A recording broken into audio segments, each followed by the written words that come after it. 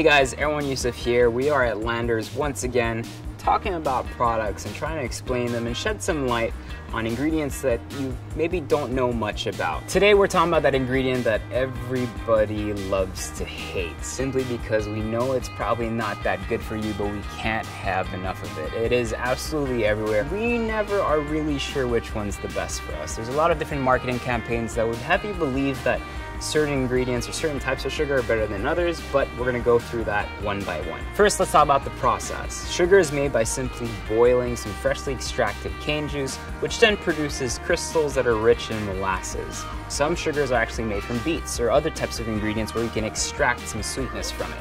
Once the crystals are formed, you have two ways of actually processing it. You can either just put it in a centrifuge so that the crystals get smaller and dry out, or you can dry them completely in the sun. For example, let's start with muscovado. Muscovado is a type of brown sugar that carries a lot of molasses flavor in it. It is never put in a centrifuge, that's why it has that particular texture and is just very strong in flavor and usually is sold as something that might be healthier, but in reality it is simply just another brown sugar. In the brown sugar category, you have lots of different types. So you have the premium raw sugar, you have the regular brown or light sugar, muscovado, turbinado, demerara.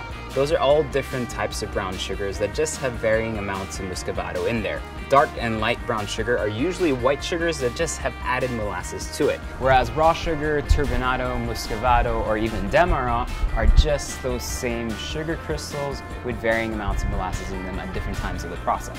Refined white sugar has usually been considered the worst simply because it seems like it's the most processed, which is kind of true, but at the end of the day, everything in front of me here is still sugar. So you should still eat all of it sparingly. In the refined white sugar category, you have different types of sizes, and that's where you have things like castor or powdered sugar come into play.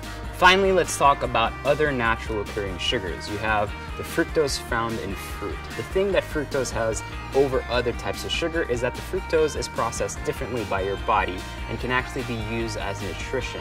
And when you're eating fruit, most of the time it's coupled with fiber that actually helps you just process that sugar much faster. Honey and agave are usually considered healthier options, but again, these comes in varying categories. The raw, unfiltered, unprocessed ones are probably the best ones for you. But at the end of the day, they do sweeten the products a bit more. So in terms of nutritional value, they actually have higher calories, but those calories can actually be used by your body as energy. There's been lots of additions in terms of artificial sweeteners throughout the years. Probably one of the most popular ones is Splenda. Then you have stevia, which is a natural sweetener. Most of these are actually considered pretty harmless when it comes to nutrition and fitness, and it just helps you get that sweetness that you might be looking for. So they're a great option when you're trying to wean off the sugar in general from your diet. The other two common sugars that you might find in a supermarket shelf is maple syrup, which is used obviously on pancakes. It's absolutely delicious. This is actually tapped straight from a tree. It's kind of like a sap or a nectar, which is similar to coconut sap or coconut syrup. Usually both are considered lower in glycemic index, which means it's slightly healthier for your body. The coconut sap can actually become coconut sugar simply by drying it just like you would the cane juice. So what is the conclusion that we can make from all these different types of ingredients and sugars in front of us? Well, they all need to be used sparingly, but as we all know, they add so much flavor to the foods that we love. So thanks again for watching. My name is Erwan Heussaff over here at Landers. Please make sure to comment below if you liked the video and tell us what other types of ingredients you want us to shed a light on. See you guys.